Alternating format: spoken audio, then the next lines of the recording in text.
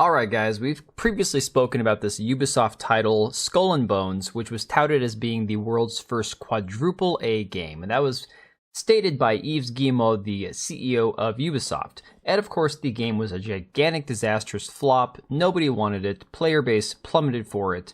The game was basically everything that was not great about Assassin's Creed Black Flag. And so, people abandoned this game like a sinking ship, no pun intended, especially given the fact that it was one of these games that had a $70 price tag, and it did have the race swapping, the less, feminine females in it, kind of the same DEI crap we've seen pushed into so many of their other games, like Star Wars Outlaws. And again, there's been a lot of controversy about this game as well.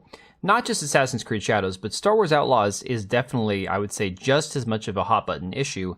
It's just got less, let's say, global implications due to the fact that there's no Japanese audience that can be, offended by the portrayal of their history and culture in Star Wars Outlaws. It's a completely fictional universe. That being said, there are plenty of legitimate complaints about this game, and I honestly don't understand what they were thinking when they designed it. The game looks boring, it looks flat, nothing seems interesting about it, and I can't imagine many people are, willing to saddle up with a $130 game. I mean, sure, you could pay $70, but you're not going to get the complete version of it. You're not going to get the, day one version with the DLC that already starts off paywalled. It's absolutely insane. So, of course, the Ubisoft stock is tanking right now. Yves Guillemot has tried to, stem the bleeding a little bit, but you can see after the investor call, after the shareholder meeting, the price or the value of their stock just plummeted. Absolutely nosedived. Well, a lot of this has to do with this petition that has been started by this Japanese person, Shimizu Toru, that has already over 95,000 signatures. And again, this is the one where they want Ubisoft to essentially cancel and retool Assassin's Creed Shadows, the game which has had a lot of controversy, a lot of questions about the intent behind the lack of historical accuracy when they claim the game is supposed to be historical. A lot of the, why would you focus on Yasuke when you have other actual samurai you could use in the game? It has led to a lot of backlash, and I think a lot of it is fairly warranted.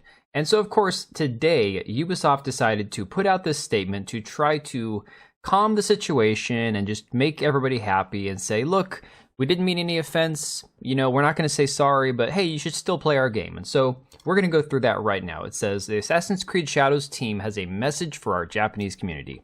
And it starts off saying, to our esteemed Japanese community, a message from the Assassin's Creed Shadows development team. First, we want to express our heartfelt thanks for all your support for the Assassin's Creed series, which is now has its own history spanning almost 20 years. Over this time, we've explored various settings, time periods, and characters, from an assassin during the Third Crusade to a Viking in 9th century England, and countless more. For many on our team, creating an Assassin's Creed game set in feudal Japan has been a long-cherished dream. Since the announcement of Assassin's Creed Shadows, we have received many positive reactions. Not... I don't think so, but okay. But also some criticism, including from you, our Japanese players. We share your passion for history and deeply respect your care for the historical and cultural integrity of your rich heritage. We would like to address a few points to clarify our intentions and creative decisions.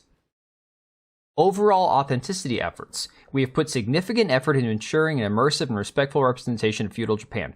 Right there with the fact that they have butchered architecture and significant cultural aspects of the game and interpretation and languages and stuff. There's so much wrong with that statement that they've tried to be respectful.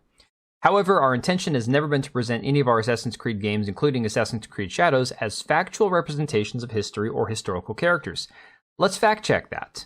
This dude here, Charles Benoit, claimed that this game is going to be set in the rich, wonderful history of feudal Japan, and he wanted to make people understand Japanese history and culture by playing the game. So that right there is a lie.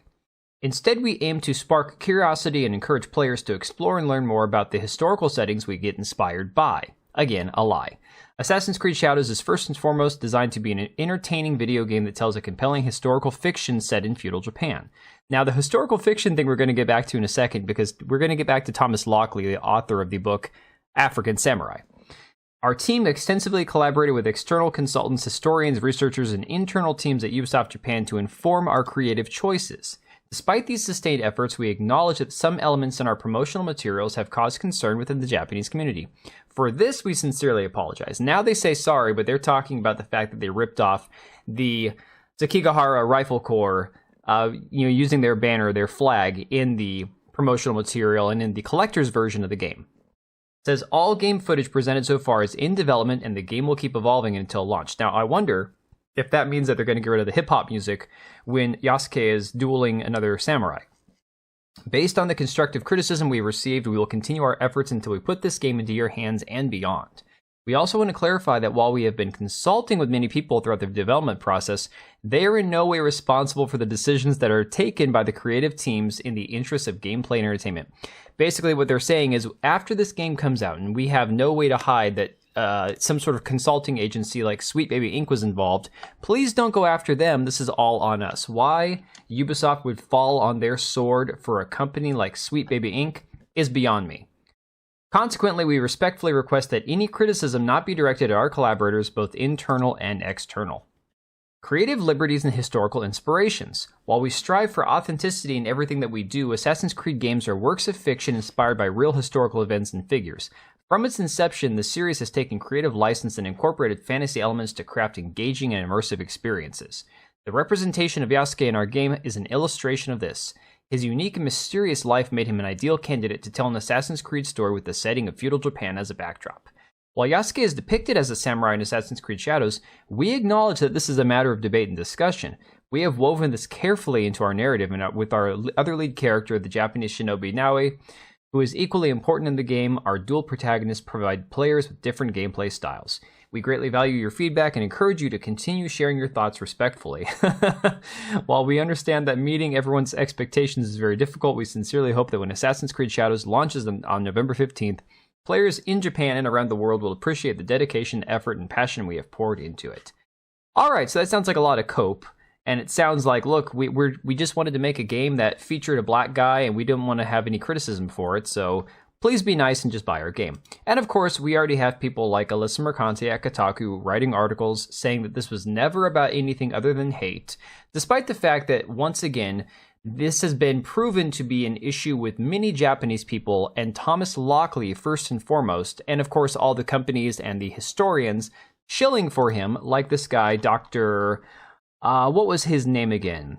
Sorry, I don't have it accessible. I gotta find his name. Yu Hirayama, who apparently I criticized too heavily in my last video, and I got a lengthy email yesterday morning when I first woke up from somebody who's supposedly a concerned Japanese citizen saying, don't blame Professor Hirayama, blame wokeness, it's not his fault, he was just sharing his expertise opinion about Yasuke actually being a samurai. Ironically, this man used the same sources from Wikipedia to claim that Yasuke was a samurai that Thomas Lockley used for his book. Of course, the book, which is nothing more than fan fiction, and this gets even more fascinating because Upper Echelon just released a video on this topic, and I want you to listen to what he says in this video for about 2 minutes, and I will link his whole video down below in the description so you can go watch it for yourself, but this part is particularly fascinating. Here's where it gets really strange. Speaking to Time magazine discussing the life of Yasuke in reference to the Netflix anime series, Lockley had this to say, quote, "There's no record, but tradition holds it that Yasuke was the one who took Nobunaga's head to save it from the enemy." Continuing later, "Yasuke, therefore, by escaping with the head, could have been seen and has been seen as changing Japanese history." End quote. That's no small thing. He acknowledges, in the briefest of ways possible, that there's no actual evidence, but goes on to say that Yasuke has been seen as changing Japanese history. However, if you look at the Japanese version of his book, not the English version, it holds an entirely different atmosphere. Please understand, I don't speak Japanese, nor could I find someone who can translate for me at this particular time, so I used Google and various different transcription tools. These are highly imperfect, but the differences here are so profound, I don't see how they could possibly fit together based purely on mistranslation by Google, so here it is. If you're capable of a better translation, please feel free to drop it down below in the comment section. Quote, "According to a family claiming to be descendants of the Oda clan, Yasuke is said to have smuggled Nobunaga's head and sword out of Honnaji Temple to prevent them from falling into enemy hands." Further down, there are several problems with this theory. First, no source, whether Yasuke was involved or not, mentions where Nobunaga's head ended up or not. Froyce's letter is the only source that mentions Yasuke's participation in the battle, but it also makes no mention of Nobunaga's head. If Yasuke had brought the head back to Nanbanji, Froyce would have mentioned it. Second, Escaping from the middle of a burning temple surrounded by many enemy soldiers would have been extremely difficult without the added task of carrying, in addition to one's weapons, an incredibly large and unwieldy object, a human head. End quote. That is a very different tone than what he puts forward in Time magazine. When publishing for a Japanese audience, he expresses that it's incredibly unlikely to be true, and highlights his own doubt about the subject matter. But when talking to a Western audience, he says that Yasuke, quote, has been seen as changing Japanese history. Think about the narrative tone and the shift between the English version of this book, and the one that he wrote for a Japanese audience. And now, Upper Echelon, also later in the video, found or had a Reddit user that sent him a interview that was done through the New Books Network. And I'm going to play this little snippet from the interview here. The host was someone named Jingyi Lee, and they were discussing this book, African Samurai. Listen to what he has to say about the book itself. This new book of yours might read to many like a novel, but to my understanding, you're not a novelist? No, I'm not. I did originally write an academic book of this, which was published in Japanese, and that was, I think, 2017. So the book which you would find in front of you, African Samurai, is a much more readable version, less academic, far more narrative, though it's still based on the exact factual history. It's just simply not full of references and other things like that. So the man admits that when he wrote it for an English-speaking audience, he no longer used the, let's say, historical data available that he used in his Japanese version of the book. He instead made it a more, fictional, loosely based on history, still based on the historical facts, but, easier to read, easier to understand, more of a narrative-driven story. And this is what's been used for all of the Western shows, convincing Western audiences for years that this guy actually mattered far more than he did. Again, Alyssa Mercante over Kotaku, she can read all she wants to about this being about Gamergate and Trump and make it all, I don't want to get into her article. Don't bother reading it. It's all crap. I looked through it. It's terrible. But they simply want to skip over the fact that this is a much bigger situation where there is a massive war going on for not just Japan's history, but everyone who actually cares about their culture and their history of their nation. And again, our history books are being rewritten right before our very eyes. And it's being done now in such a way that you can go back and edit a Wikipedia entry and use your own data to back up your historical facts that you used in your book. And it's all based on a bunch of lies. And the fact that they've been able to get away with it for so long is absolutely mind-blowing. So let me know what you think about all this, guys. It's absolutely I feel like this is all coming unraveled at the seams. I get it. Ubisoft is still going to sell a lot of copies of this game. They're still going to make a lot of money off of it. But I wonder if this is going to have a profound impact. Because remember, I believe Valhalla sold over like $1 billion, or made $1 billion on the 20 million copies they sold. Something absolutely insane. I don't know that this game is going to have the far-reaching effect that Valhalla did. But let me know what you think down below. Share your thoughts in the comments. And I'll see you on the next one. All right, and if you made it this far, thank you so much for watching the video. Thank you for being here. I do have 2 channels, Minimal Effort Podcast, as well as my gaming channel. I do have a Twitch and Kick for my gaming channel. We do live streams over there occasionally, maybe once a week. And then if you are in the market for a new PC, make sure to check out Meta PCs. Click the link I have down below. Use code TBO at checkout for a special discount. Thanks again for watching, and I'll see you next time.